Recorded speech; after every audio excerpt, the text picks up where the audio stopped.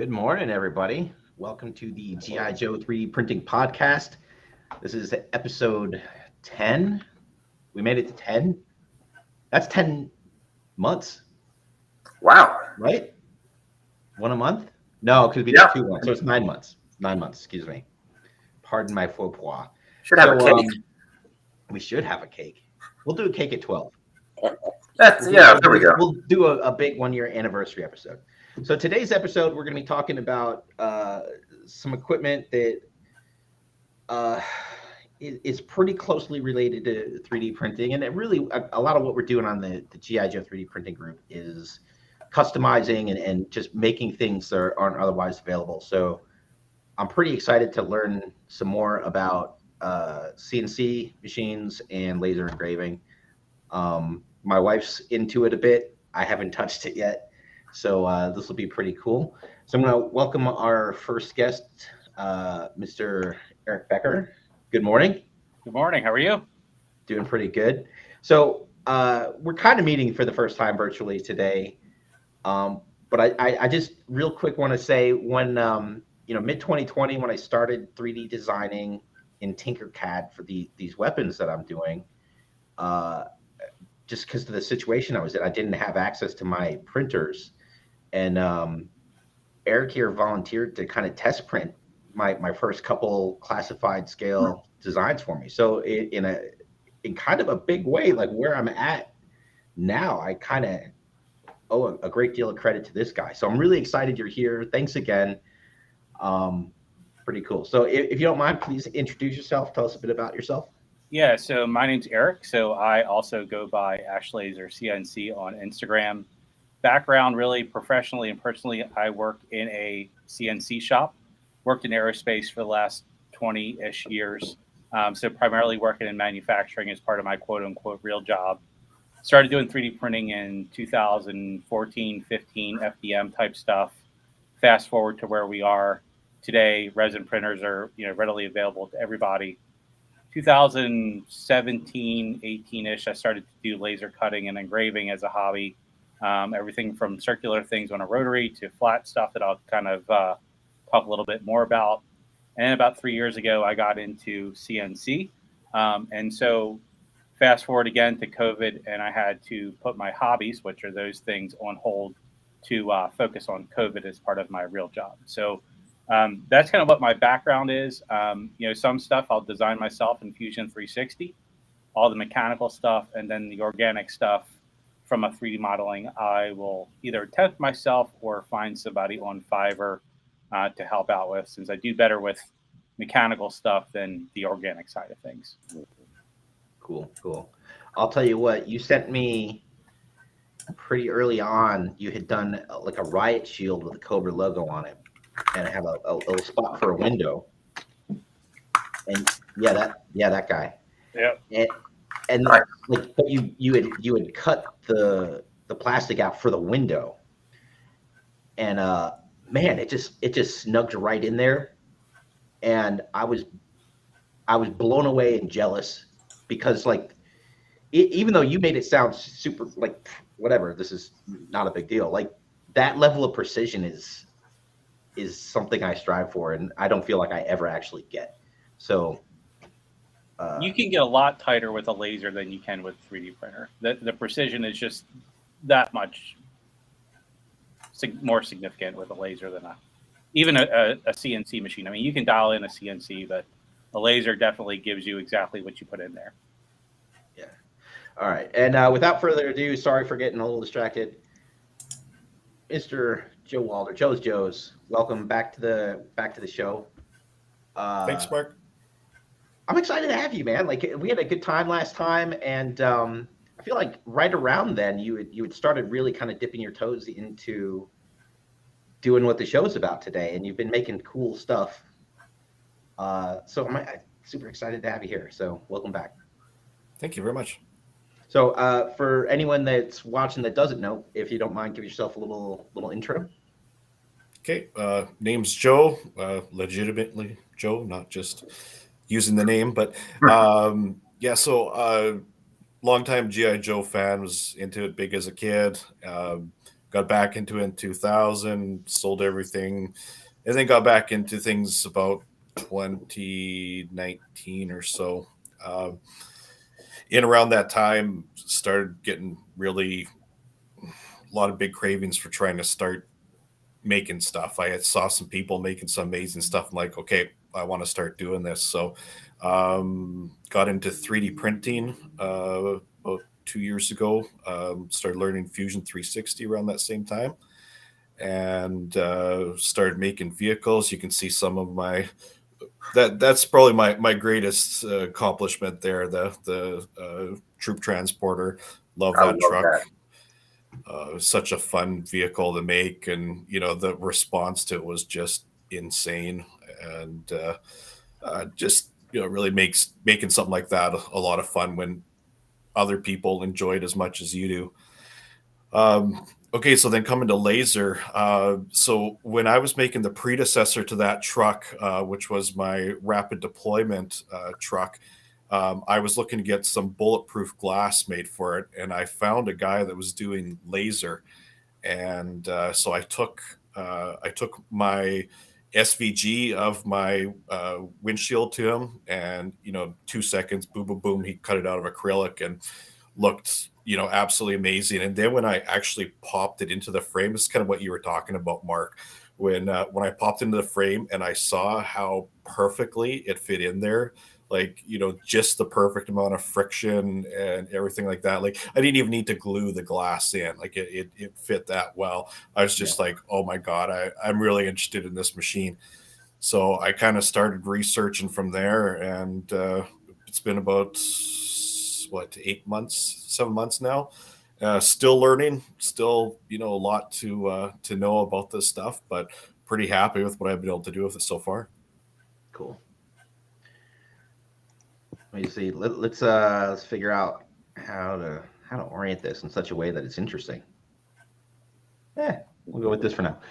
So, uh, yeah, man. So let's kind of talk about current projects that you're working on, Joe and or Eric. Okay. Well, for myself, I actually don't have a lot on the go as far as stuff with laser. I've been working on doing a play set with some kind of cement walls and barbed fence on the top and stuff like that. So haven't been doing a lot with that, but I do have a little bit of show and tell here. I can kind of show you guys some of the things that I have been making. This this is a ramp for the Terradrome.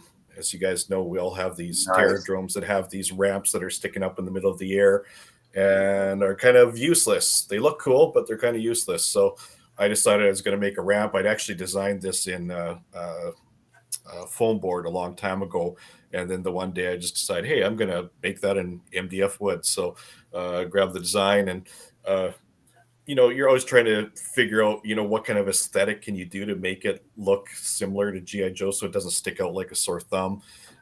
So, especially if it's Cobra, throwing a Cobra logo on it always helps.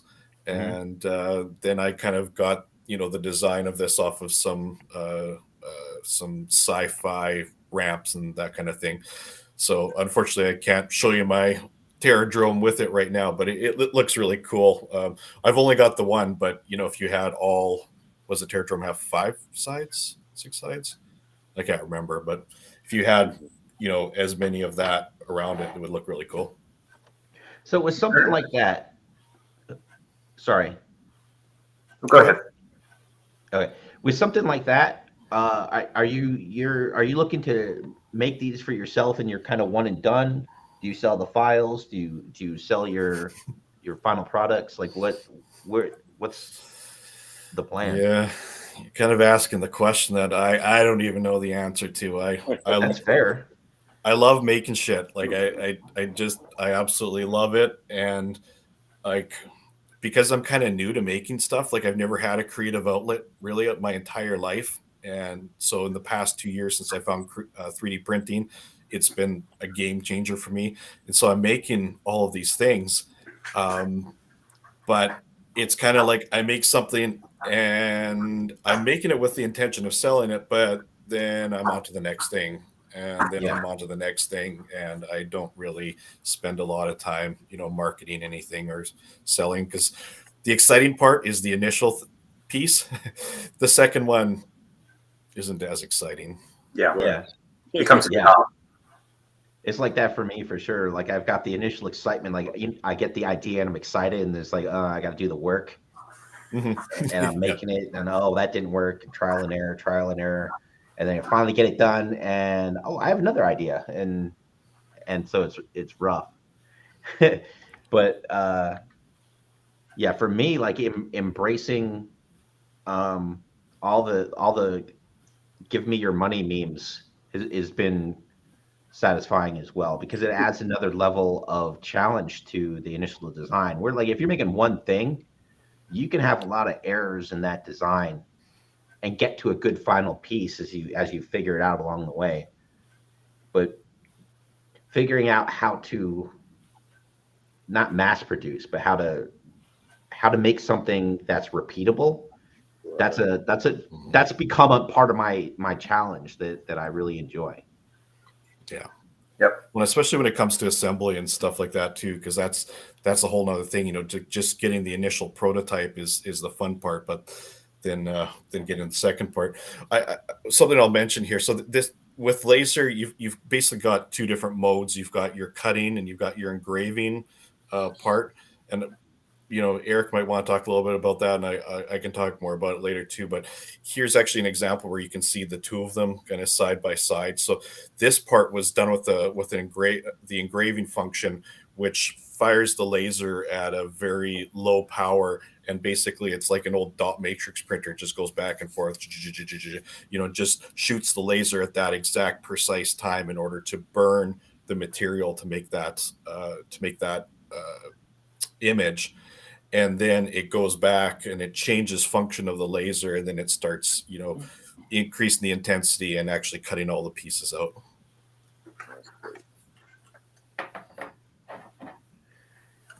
So Eric, do you have any show and tell you'd like Yeah.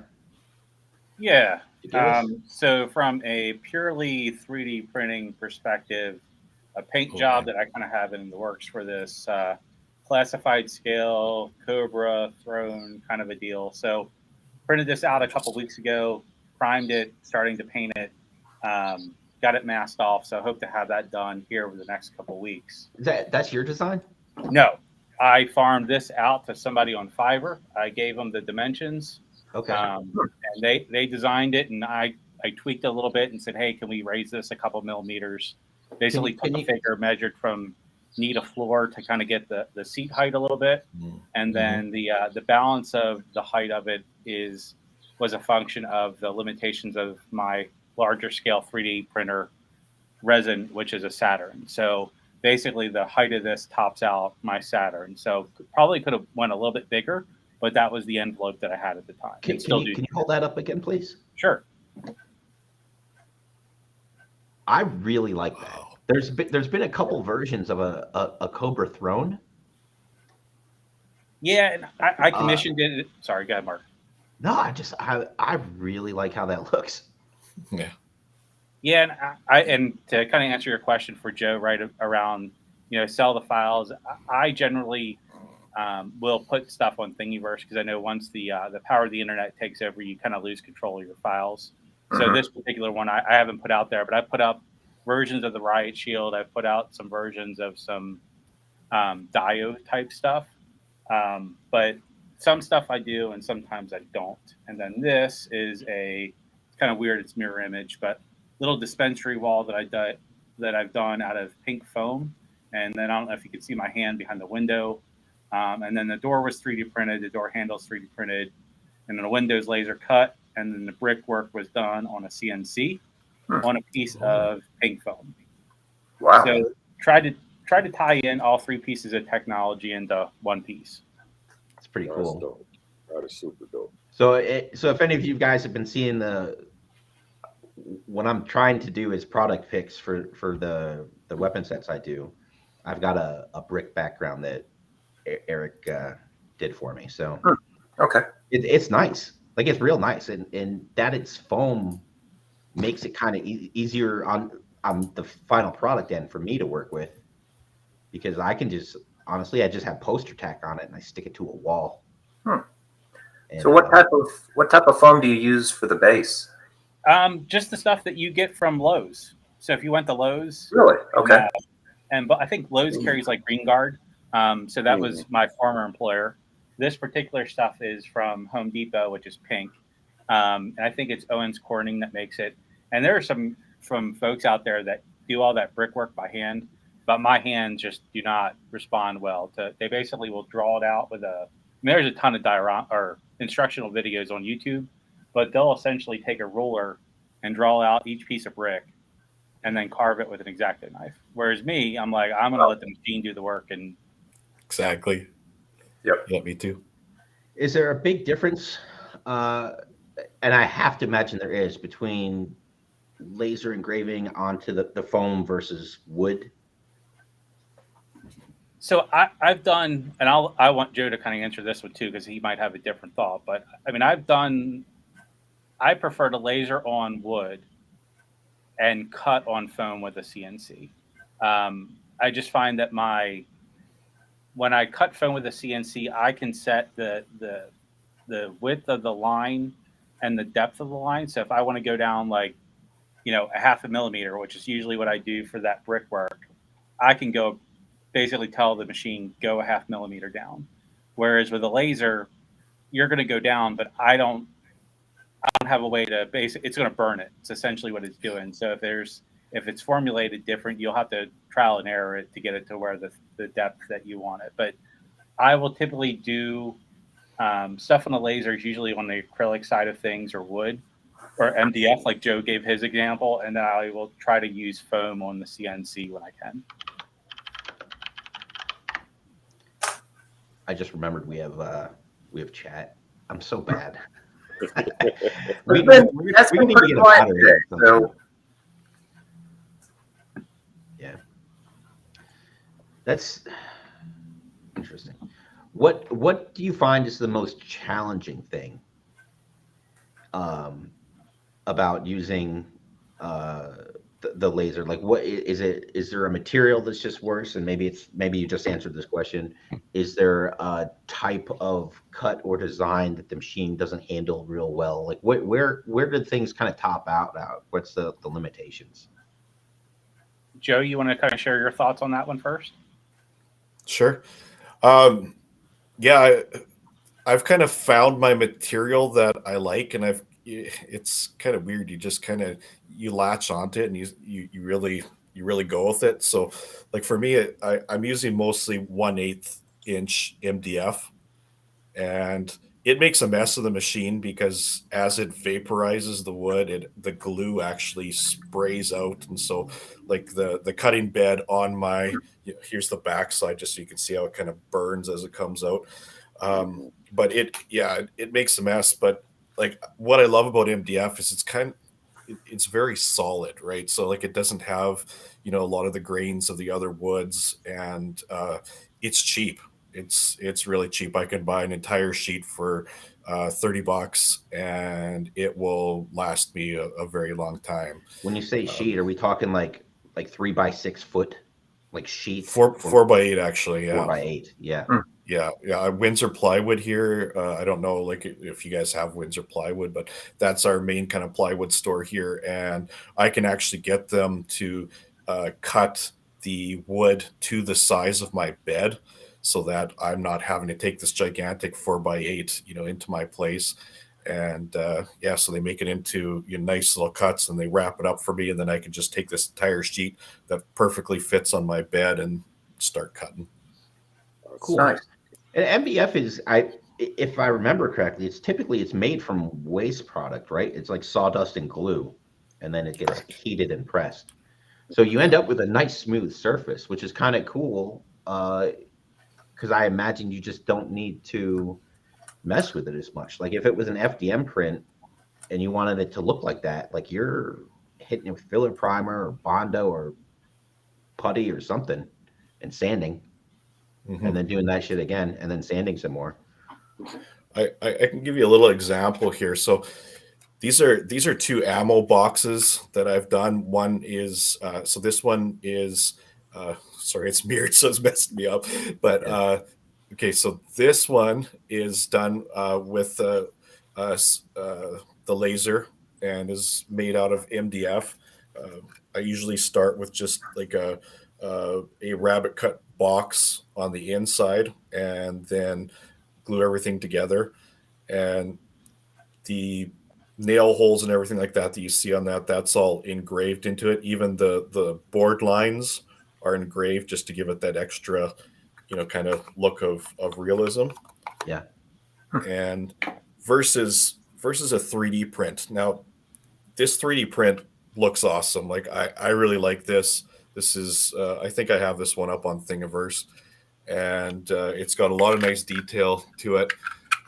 But the big difference between these two boxes is that this one, I do all the work on my computer, and then I send it to my printer, and it's going to take, let's say, 7 hours or so. So for me, my printers are at work, so basically that's an entire day. Now, this box I can put onto my laser, and it's going to take me about. So the engraving takes the longest. Um, so it's going to take maybe 20 minutes for the engraving, and then maybe 10 minutes for the cutting at best. So I've then got all the raw material that I need in order to build this box. So once I get it off, slap it together. So this box, in the amount of time that it takes to print this one, I can make 10 of these pretty much. And that for me is kind of the joy in laser, is just, the increased speed in your ability to create. So is that like you've got like the whole pattern? You put one of these bed-sized pieces of MDF on your board. You hit the button, and it does like it engraves it, cuts all the pieces out, and now you just glue it together or stick it together. Correct. Yeah. So I'm using lots of CA glue, Yeah. gluing my fingers together and stuff like that. But, it just kind of gives you a little bit more of an intimate connection with the piece you're working on. I hope that doesn't sound too weird, but, like 3D printing, and, a lot of it's very hands off until you get to the end, and then you start doing all the finishing and, the weathering and that kind of thing. Whereas with the laser, you're gluing, you're building a model, in a lot of Yeah. ways. It's I imagine there's a tactile difference too, right? Like the prints Mhm. probably feels like a print, like plastic, and then the wood one, it probably feels more authentic if what you're ultimately making is supposed to be wood. Yeah, well, for sure. This one is actually one of the few that I made with an actual grained wood, so you can actually see it's actually got micro grains in it. So in the end, it definitely has a much more authentic feel to it than the 3D print. Because with the 3D print, you're going to try and recreate grains with Ha- your paint. Have either of you guys worked with MDF, like laser engraving the wood grain on there? Mm-hmm. I'm just going to grab an example of that. I was going to have it out here. It seems if you dialed the power down, you could probably do something like that. Yeah. So it was kind of hard for me to find a good design for the MDF. In some ways, it ends up looking a little bit like a topographical map. Yeah. um, Hmm. and you for every board, you've got to take the pattern and try and make it look a little bit different and such. Um, in a way, it works, but it wouldn't be my preferred way of doing one. Yeah. Need some tweaking or something. It definitely, you need to know your vector art in order to make a really good uh, grain. And there's Mhm. not very many people out there that are doing the kind of thing that we're doing. So I'm kind of relying on, trying to find somebody else that's made a vector and then import it in. Interesting. What type of file are we talking about? Like a DXF or For the most part, I'm working with SVGs, SVG? but Okay. you can work with DXFs as well. What I really like is like the way that I'm doing most of my design work, because I'm not real great with Illustrator anymore. I used to know it really well at one time, but not so much anymore. And Lightburn itself, Lightburn is the software that I'm using in order to do the laser engraving. Um, it, it just doesn't feel as intuitive, especially like after you've been using Fusion for a long time. You kind of get really used to the way one software does it. So what I'm doing is I'm using a plugin for Fusion that allows me to export in SVG. It's called Shaper utility for Fusion. And so then I can actually create my piece in Fusion and then export it as an SVG into Lightburn and then cut it out.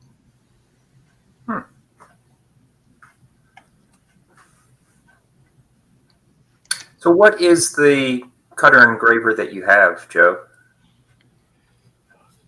Okay, so if anybody's ever thinking about doing this, I'll just talk about two different ways of doing laser. You've got what's really big right now is diode lasers. They're the ones that when you're looking for lasers out on the market, you're going to see quite a few of them because they're newer on the market. There's a bunch of Chinese companies that have innovated how they're making them, and they're really pushing them on the market. And they're just going to be a frame with an XY on it, and they're going to be very simple. They're going to be about 400 to 600 US. Okay. And that was initially what I was going to go for when I first got into this, but I actually got talked out of it, and I'm so thankful that I did. So the other way you can do it is CO2 lasers, and that's what I ended up buying. So I've got a generic, what's called a generic Chinese laser. Mine's the Bumblebee, which is the yellow and black 50-watt version. And yeah, so there you go. These are X-Tool is one of the big ones out there, and then the other one is the Ortour Laser Master. And as you can see, very simple, but there's a lot of downsides to these machines, and the biggest thing is the fumes, because there's nothing built into these to take the fumes away. Whereas your traditional CO2 lasers can actually be enclosed in a cabinet. Okay. And then you've got an exhaust that you can hook up to it. And honestly, I cannot imagine having a laser that doesn't have an exhaust on it. Like like you smoke yourself out of the room pretty darn quick. And then not only that, but then the smoke is actually going to refract the laser and actually make your cuts and your engraves worse. So that blue one there, that's a really expensive one, but that's a big end model of what I've got. That's what, a 180 watt. So mine's a 50 watt, so substantially smaller than that. But this is 50 by 70. Is 50 by 70 what? so that's going to be millimeters. Oh, wait a minute. Inch. That's Yeah, going to be this is inches in inch. that case. Yeah, Okay. Yeah, that's a big boy. yeah. This is professional. Oh, That's- here. Is this what you got right here? No, you're actually, it's going to be hard to find the one that I've got because there is no brand name on it. Like Oh, okay. when I say it's a Chinese laser, it's literally an unbranded Chinese laser. Actually, Okay. if you want to look up K40 Like Google it or on Amazon. and on Amazon, see if anything comes up for K40. Because this is what actually really got me going on this. K40 is your traditional. Yeah, so these are branded ones. Omtech is a really good brand. Okay, there you go. That one right there. Yep, the yellow. So this is your traditional. Well, I guess that one is branded, but this one looks more like your traditional unbranded K40 laser, and it's a nice machine. That was kind of what got me in the idea, because the idea is $400 and boom, you got yourself a nice CO2 laser. And so I was going to get one of these, but then when you start doing research, you start finding out there's a lot of other things that you have to think about. One of the things being is your bed size. The K40 has Yeah, it looks pretty small. fairly limited small bed size. And then another big one is your controller. So this is gonna it's hard to kind of talk about some of this stuff without getting into too much detail. I'll try and make it fairly um, broad, but um, your controller is going to be based upon the type of software that you want to use. And because I'm using Lightburn, there's only certain types of controllers that'll work with it. If you don't want to work with Lightburn, you can usually work with their proprietary software, but generally their proprietary software really sucks. So you want to try and go with something like Lightburn, which is Eric. Are you using Lightburn by any chance? No, I actually use RD Works. So Robert David Works is the name of the stuff that I use. So that's what came with my laser that I bought. So I've taught myself how to use it. I do know that for folks that have used both, they recommend Lightburn, but I've already taught myself how to use one. Exactly. And so I just kind of stick with it. Yeah. I ended up going with Lightburn just because it has a lot of similar keystrokes to what Illustrator has. Just the way that it you can line things up and expand and make smaller and such. Also, when I was learning Fusion, I went onto YouTube, and everything I didn't know how to do, I could just look up on YouTube, and I could find a video that taught me how to do it. It's the same for Lightburn. Lightburn is so popular that if you don't know how to do something, you just type it in and it'll show you how to do it. And so, anyways, coming back to what I was saying before, I needed a laser that had a controller that would actually work with Lightburn, and that's what's referred to as a Rueda controller. And the cheap K40s don't have that. So after a lot of experimentation, I eventually found the setup that I wanted, and it's worked really good for me. Cost wise, it cost me, in my case, I bought a used machine, and it cost me $1,800 Canadian, which is probably like $500 US or something like that. Not quite, but yeah, about 1,800 Canadian. And the nice thing about it is that it came with the cooler, which is another thing that a person needs to talk about, because your laser actually needs to be cooled, otherwise it will overheat. It also came with a compressor in order to blow the smoke away. And so at $1,800 for me, it was a good price, and it wasn't too far away. Is this thing just like a cabinet, or it's a very large cabinet? Yeah, one person can't handle it. You need two guys to carry it. Okay, interesting. How big is the bed on the machine you've got? On the one that I've got, just I can't remember exactly what it is, but it's about, let's say, 2 feet by 3 feet, somewhere around there. 2 feet.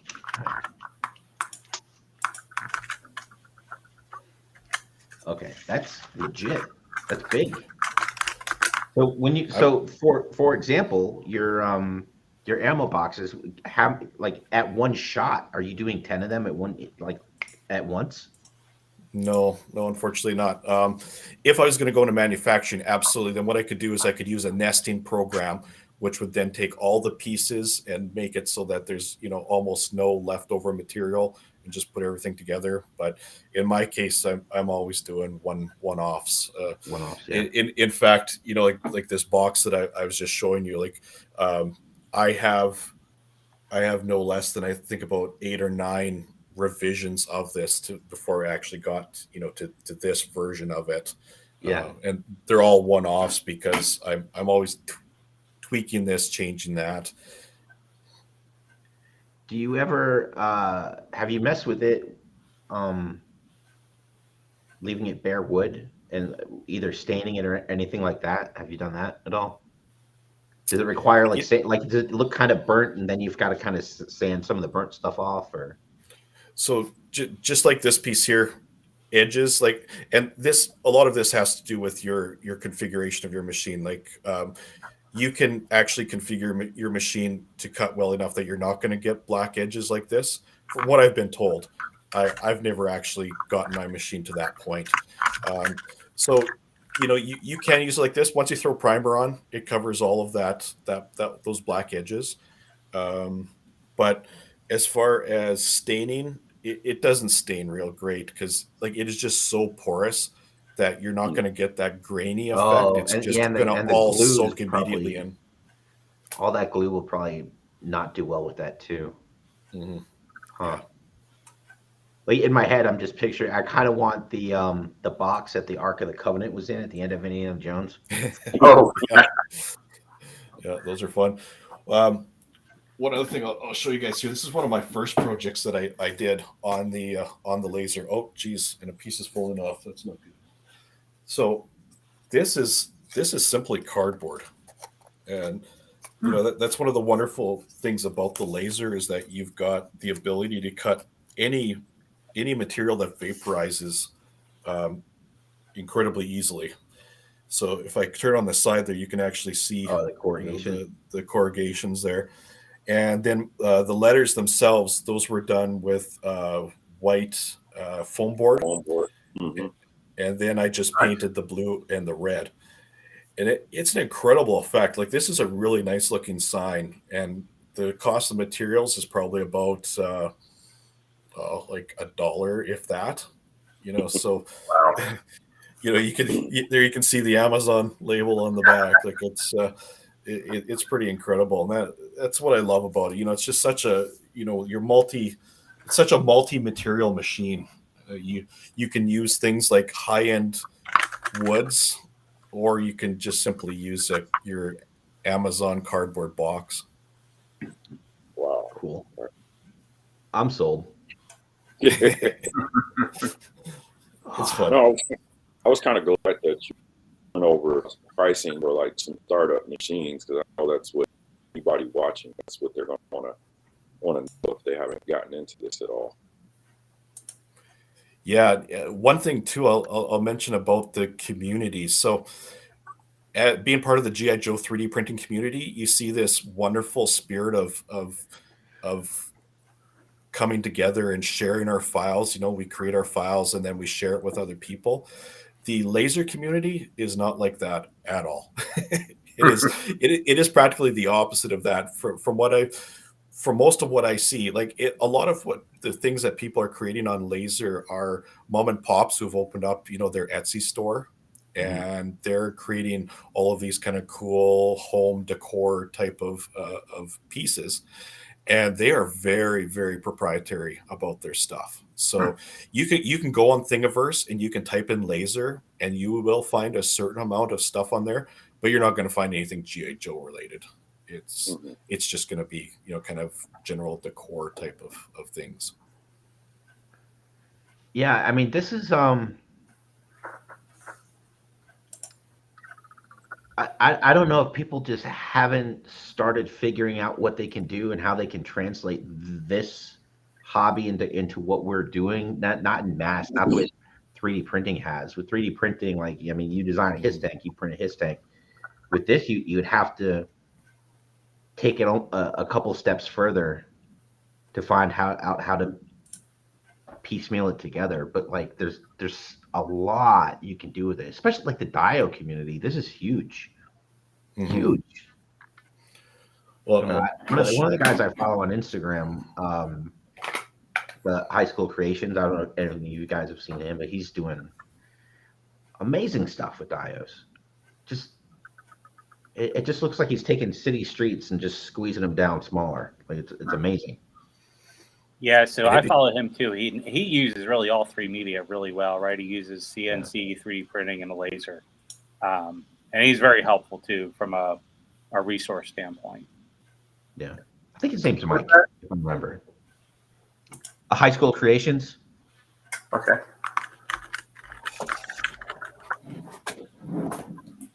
I'll just show you guys this shipping Yeah, I wanted to container ask that I about made. this. I've showed this one on things before, like on the 3D printing group and such. This is a combined 3D printing and laser together, and you get more of a sense of it once I open up. So inside, oh, maybe you can't tell. Sorry, my lighting isn't very great here, but basically what I started out with here was just a lasered box, again, like one of those rabbet joint boxes, and I tried to get that as square as I could. And then from there, it's taking the 3D printed details and putting them on. So obviously, doors 3D printed. You can't do anything like that with laser. The corrugations on the side are actually the 45-degree angles that you see there are 3D printed, and then the flat pieces in the middle are cut off the laser as well. And So are you just saying kind those of corrugations are each one is 3 parts? yeah, yeah. This is my first model, and um, I was trying to use the laser as much as I could, and and not have to take up my 3D printer as much. And so yeah, and it was by the time I got done that box, I'm just like, I'm never going to build another one like this because it's so labor intensive, right? Because I'm having to line everything up, and then I'm having to put the 45s on either side. Can you hold it up again? I want to put it on the. Mhm. I want to make it bigger.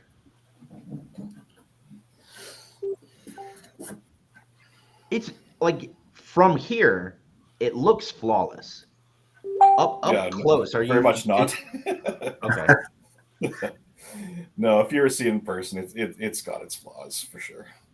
It even like the design of it itself, like this containers are supposed to be kind of skinnier and taller and such. I was making this specifically with the idea of being able to stick a stinger in it or a vamp. Oh, okay. That's oftentimes when I design a container, like a larger container, that's oftentimes what I'm thinking about is, what kind of vehicle can I stick in there? Interesting. So just from a military standpoint, where my mind goes when I see that is they have these little CrossFit Connex boxes that they get. I don't know where they come from, but the Connex shows up and it's got all this stuff inside. You basically bolt it on the outside, so you've got pull-up bars and a bench press and all this other stuff. And I haven't been to a base in a long time that didn't have one of these Connex boxes just like plopped it down in a field or in a parking lot. But that's where my mind instantly went when I saw that thing the first time.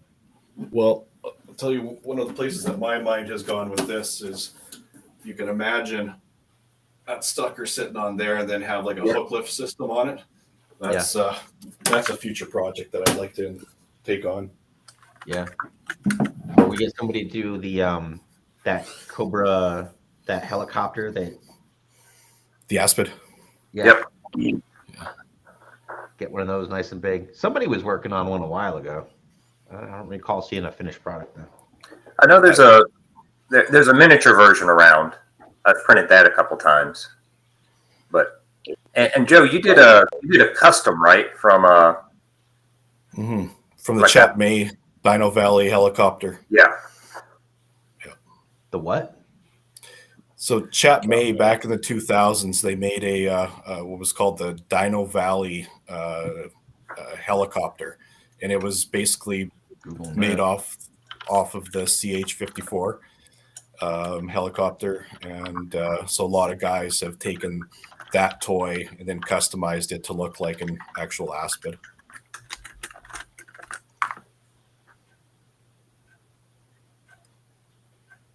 Huh. Oh, I see it. Interesting. Is one of the guys in our group. His name is Nathan Webb. He was actually the guy that inspired me to do it. He's in the UK, and he did this beautiful black Aspid, and was actually kind enough to source me out one of these in the UK, and then send it to me here in Canada so that I could do it up. And it's just gorgeous. That's what I love about this community, man. Like people genuinely like helping out and seeing what other people can do with it. But yours, if I remember correctly, yours, like, I mean, you chopped it, right? No, not mine. Mine is pretty much kept the original shape and everything. Yeah. I just turned the bottom part, which is essentially a dinosaur cage in the original toy. I put doors and windows into it and turned it into an actual like soldier carrying kind of capsule. Okay. I remember seeing pictures of it. It's not super clear. There's a guy named the Human Mechanism on YouTube, and he actually took one of those cheap Walmart helicopters, the ones that are really skinny and they don't kind of look right. And he cut out the middle part of it and made it into basically a CH-54. like made it wider. No, he just basically cut out the cargo Oh, okay. section of the helicopter, and it's amazing how good it looks. Like I didn't think that you could do very good with a helicopter like that, where the dimensions are so out of whack. But he made it look good. Yeah, a lot of people I think see it on the shelf where because it's packaged on the sideways. Yeah. And then it's wide open, and there's a lot of there's interesting detail on it. Not necessarily accurate helicopter details, but Yeah. these catching to the eye for sure. But then you turn the box this way, and it's like, well, where'd it go? Where's the rest of it? Yeah. Like their little vamp too that they've got. Yeah. They've got like their version of the vamp. Mhm. Oh, that thing hurts to look at. I would love to see somebody take one of those and cut it down the middle and actually widen it out. Yeah, just run it through it's like a small. bandsaw. Yeah. It kind of reminds me of like a little buggy instead of an actual. It's like a what do you call those things that you jump the sand dunes with? Yeah, the little four wheelers, Like a side by side almost. Yeah. Yeah. Eric, do you have any like larger products? I said products, but projects that Yeah, you've give me done? just a second. I'll pop out in the hallway and grab one. I'll be right back. Cool. Okay. That's another thing I like about this is like, I mean, you can do little to big and everything in between. There's like, I don't know. Like I've kind of been wanting to get into this because I think, and like the high school creation stuff, we should bring up his Instagram here in a minute. But like once you start merging all these different kind of disciplines together, like, wow, the stuff you can make, Mhm. you know? Well, especially when you consider that the laser can make large pieces so much faster than you can make with your 3D printer. I can't. So like, you Sorry. rely on the laser for your big pieces, and then you rely on your 3D printer for your details. The Yeah. details, yeah.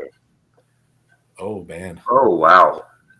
Yeah, you might need to like just like get back from a little the. bit. Yeah. There we go. Can There we go. you expand that, Mark? Yeah. Sorry. Thank you. Wrong dude. Nope, Hold not on. me. That's all right, There Joe. we I go. don't mind looking at you for a little bit. All right. So, foam. I don't know if you can see the grain in there, but so maybe, this- maybe tilt it up a little bit. If you, if you turn it, Yeah, just so it gets the light. There you go. There you Yeah. go.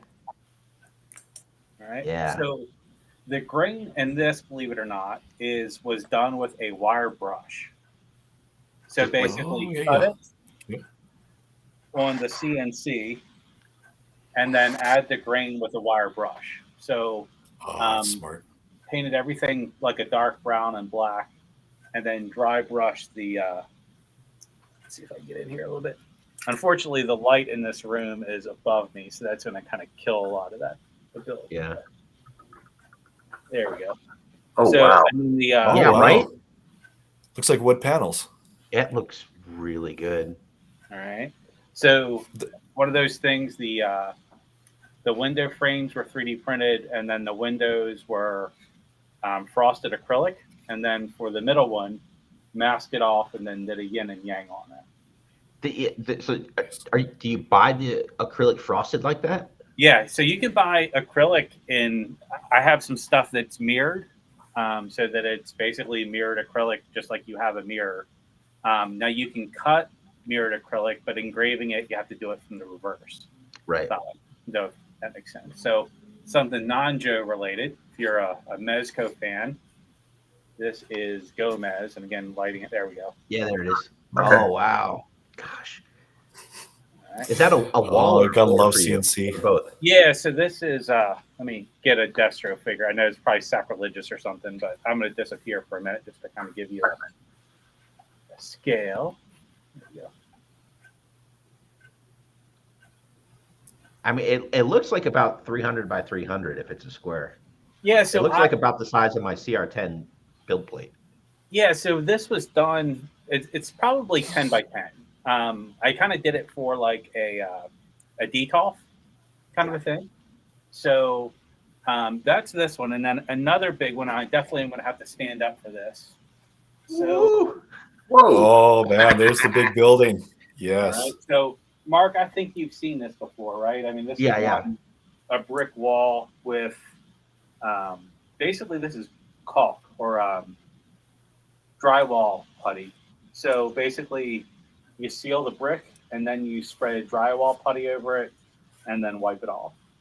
So the plan here is to have windows here, like a bay window there, and then a door where the door goes. So this is about 31 inches tall. So Joe actually was in Canada for a week, so I was trying to go from metric to standard in my head, and it didn't work out well. But it's always things that you kind of forget about when you live in the States for your entire life. So that's probably the biggest project that I have size wise. And then my CNC kind of maxes out at like 32 inches across. So this wall probably took about an hour to cut on a CNC. You just push go and it goes. So I primarily use a 16th inch diameter bit to do the brickwork, and then an 1/8 of an inch to cut it out. So It's Just curious, Eric, when you're doing that, are you able to like put contours on the side of the bricks versus laser? How everything is going to be that perfect straight edge.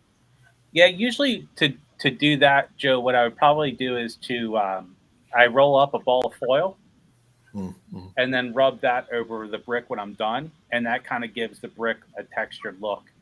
Is that what you've done to the one I've got here? Yeah. Which I'm gonna go Yes. grab. All right. So for those watching, foam is clearly very soft, and so you basically can use all sorts of things around the house to damage the brick, because as you know, when you go look at a brick building, it's not flat and straight. And so that's one of the nice things about foam. Whether you're using a CNC or a laser, you can definitely crush it with aluminum foil, X-Acto knife, cut off part of the brick with an X-Acto knife, all sorts of ways to accomplish your goals. Yeah, I was doing weird stuff with the, but yeah. So You should maximize yourself, Mark. maximize. There we go. Maximize. So yeah, this is it's super light. And did you kind of sponge the darker areas? So that's all dry brush. So dry brush. my process is typically I'll paint the whole thing black or dark brown, and then dry brush the reddish brick coloring. And so the example that I showed earlier of the taller building with the white mortar, for lack of a better term, sometimes I do it and sometimes I don't. It just depends. But yeah, I generally will paint everything like a black or dark gray or brown, and then dry brush the red colors in and kind of go from there. It's kind of what my process has been. Yeah, and again, this is just the pink foam. So I just throw like the poster tack on there, and it just sticks. Like You how handy. normally have a brick wall behind you, so that's good, Mark. Yeah. Mark. But yeah, And like you I'm so happy with it. Like it's just it makes for like action figure photography or it just really makes things pop. Yeah, and so more so one of than the like things- trying to go outside and putting your stuff in the grass, it doesn't look right. But when we've got something that looks as good as this does up close, like it really kind of changes the game. Yeah, well, I need to get some now. I want to make sure that for Eric and Joe that we definitely put how to get in contact with them to get some of these pieces. If they're interested. Right. Can I just say too that I think Eric's being a little bit humble in doing that, like that brickwork there, like to make it look that nice. That takes a lot of skill and time and experience to know how to do that. I have been trying to make brick walls that look that good for quite some time now, and I haven't been able to do it. So good job, Eric, on that. Yeah, and again, guys and folks watching this, right, there are some really talented people on Instagram that do all that by hand. And I tried doing like a couple of them by hand. Number one, I can't draw a straight line with a ruler, so I'm one of those people who believes in work smarter, not harder. And but again, there's definitely some folks out there that do all this stuff manually, and guys like Terrafoamer, who's another good guy to follow on Instagram, very helpful, does a lot of Terrafoamer. Yeah, so like that's a great name. Yeah, he's been very helpful, and he actually got me started in 3D printing for other people. So he hit me up several years ago to do a manhole cover, busted it out, and he's like, "Hey, can you do some more stuff for me?" So it's TERRAO. I'm sorry, Terra, and then foam and Terrafoamer.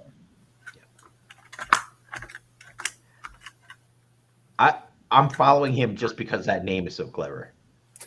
Yeah. Yes. Go ahead.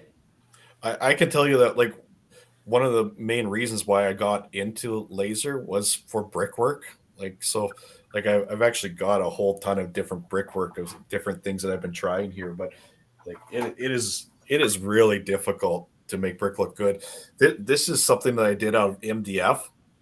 And what I'm doing with this is I'm just taking the MDF, I'm painting it, and doing what's called, I think they call it the Norton effect. So I'm trying to layer the paint. So I've got first of all a primer base, and then I've got a lighter color for my second color, and then I've got a darker color for my third, and then I'm using the laser at different powers and different speeds to try and just take off certain colors. It's kind of like a subtraction effect, like tattoo removal. Kind of, yeah. Like you can see this brick right here is actually going all the way down to the MDF, whereas this one here only went down to the primer. So those are kind of some of the cool things that you can do with laser. This is another example, little bit less washed out. Again, the pattern that you're seeing here is just an aged brick pattern that I found on probably Shutterstock or something like that, and I just imported as a SVG and then told the laser to print that out. But I'm still not happy with shit like this. I still haven't found the technique, and I really like what Eric did there. If I just had a bunch of this laying around, I would really want to try was it Xenoform primate? You know what that is? When you use like a black primer from the bottom and a white primer from the top to create artificial shadow. Oh. You guys, nobody's painted minis? No. Yeah. So imagine spraying from an angle and catching the bottom of these bricks with black, and then spraying from the top and catching the tops with white, and then kind of painting over that, and it should create shadow and highlight, but subtly. Right. Mm-hmm. Let me ask this: what kind of paint are you using? Because I would suspect certain things would react with the foam.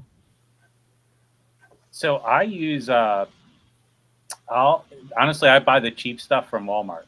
The big bottles of black paint. Yeah. And then they make like a brick color and a bunch of other stuff. So for this stuff, I use the cheap paint from Walmart. I can't remember the name of it, but it's like... Is it got the apple on it? Yeah, it's like that bottle that's like yay big. Again, like Joe, like everything's reversed, but it's the big bottle, like $3. Apple barrel. Yeah, apple barrel. Yeah, that's all I use. And then for stuff like this, I will use good stuff for this. Yeah. So the whether it's basically the good stuff. I mean, you do see a difference on projects like this using the good paint versus the Walmart stuff. I can't remember the name of it, but it's Rattle Can Gold. And then I mask off, as you can see, and use the good paint for this. Cool. I really like that throne. Me too. Something about the thrones that I've seen prior to that one, I don't know if it's that they're less organic or they're too. I don't know, but that one for whatever reason, that's the first one I've really liked. It's interesting. Uh, so we're at an hour, so we're gonna be wrapping it up here. Anybody have anything? It doesn't have to be laser CNC, but like or 3D printing or Joe related that they want to talk about, show off before we call it. I hear a clock ticking. That's kind of awkward.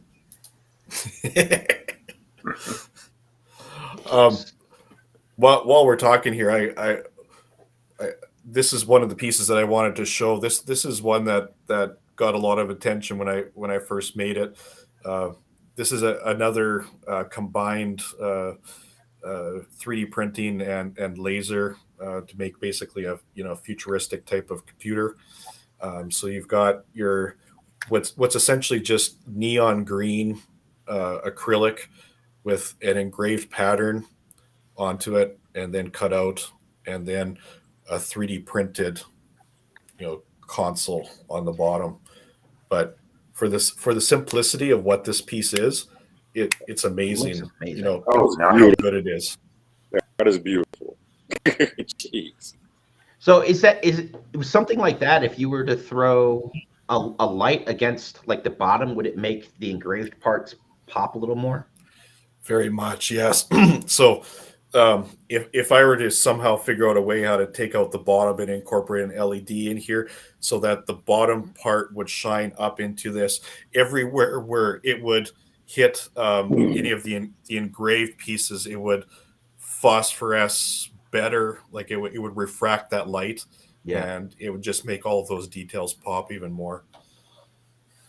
Not my area of expertise. I haven't gotten into electronics whatsoever, so hang around after we'll talk. We'll talk about it. Yeah, so yeah. Hey, I Mark. have to get one of those from you, bro. Jeez. Yeah. Hey, Mark. Yeah. Can I share my screen? Is there a way for me to share my screen? Mike could tell you how to do it better than I could. Yeah, see the icons. Are you on a phone or are you on? I'm on my laptop. Oh, there we go. Okay. Yep, there you go.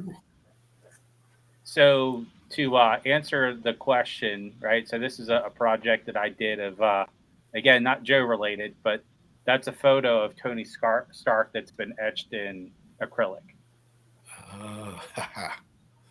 So nice. There's also another guy, I gotta remember their name, but I think he's called Evan LEDs, that makes really small LEDs, and he's on Instagram. So Joe, I mean, that color neon acrylic is fantastic. I just thought I had this example here. I did this for Dio. You can see Captain America there on the left, but not necessarily Joe related, but I thought it would be worthwhile sharing. No, that's awesome. You know what I like about that one, Eric, is you put that border on it, and like if you had just done the image, it wouldn't have popped out the way that it does when you had that border around the outside. Yeah, it's nice. So cool.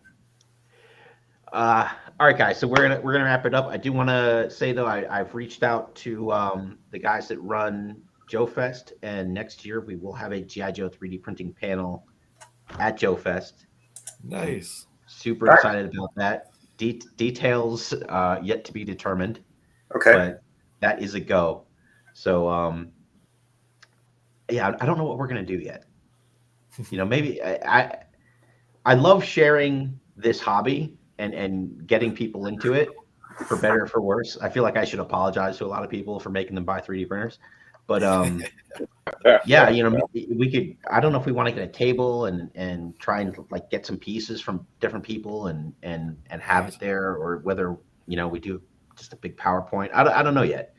But it's so amazing to me how many different things we are doing between. A lot of people still have it in their head that all we're doing is like repo parts. How dare they? But I mean, it's so much more than that. Like Mike's doing what is it, 35 millimeter? What do you call the little ones? I call it 20 millimeter. 20 millimeter. Yep. So like tabletop gaming piece like stuff that like the Godfather Jabberwocky kind of got started. Like that was kind of, I would say the first kind of G.I. Joe 3D printing stuff out there was meant for tabletop gaming. That's how I got into it. Yeah. I found his things on Thingiverse and said, "Hey, I can print a hiss. I need to buy one of these things." Yeah. But like custom vehicles for 3 3/4, for 6-inch, vehicle upgrades, diodes. Like there's so much different stuff being done. It blows my mind. So very excited, very, very excited for next year. And we've got time to plan. So yep. We need to have a shirt by then. Well, what's that? Shirt. We need to have a maybe. We still need there hasn't been much of a reaction to that. We are getting like 30 to 50 requests to join the group a day. I would say 80% of them don't answer the questions, so they don't automatically get in, and I have to go in and manually tell them, hey, please answer the questions. Some of them come back, some don't. But we're well over 2,500 people in the group. A lot of people are just kind of voyeurs and they want to see what people are doing, which is totally fine. Yep. But yeah, I put the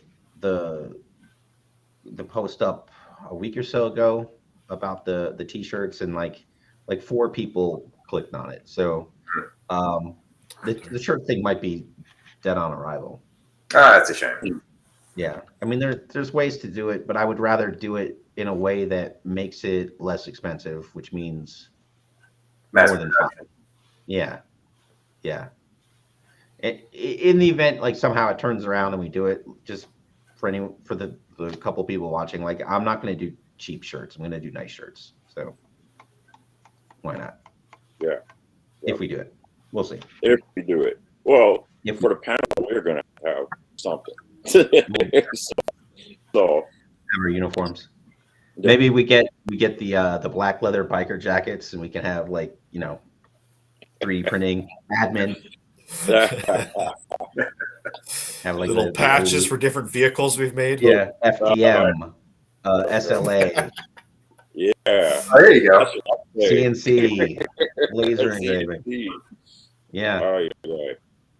Yeah, we got a year. I kind of actually really like that idea. Start getting little patches. Get little patches. Yeah, nice. Yeah, we can group up at the at JoeCon, walk around, bully people. Be cool. We can go to all the booths that are selling 3D printed stuff and just walk around and go, yep, that's my design. I remember that one. I can print that version. And so it begins. Oh, man. Yeah, I do feel like I finally hit the big league, and that I did see some of my stuff at one of the booths. So that's awesome. Yeah. No way. Right on. Yeah. What'd you see? The funny thing is, it wasn't anything that was really good. It was like, that's the worst. It was like the Jersey barrier that I did along with the checkpoint and a gas can. But the really bizarre thing is, I ended up talking to the guy, and he actually went to my brother's high school and graduated the same year. So I'm like, wow, that's small world. Yeah. I hate seeing like the first version of that G.I. Joe laser, the XMLR 3A. The first version of that I did awful, and I see it all the time, and I'm just like, ugh, can't take it back. I'll send you the file for free. Yeah, can't take it back. It's out there forever. Yep. Well, like Juan said, once it gets out on the internet, there's no controlling it. So it's just I don't mind that people have the stuff. It's just like. It's just ugly. I mean, although I think it's still better than the Super 7 version, but that's neither here nor there. True. All right, guys. That's it. That's going to wrap up episode 10. Eric, thank you. Joe,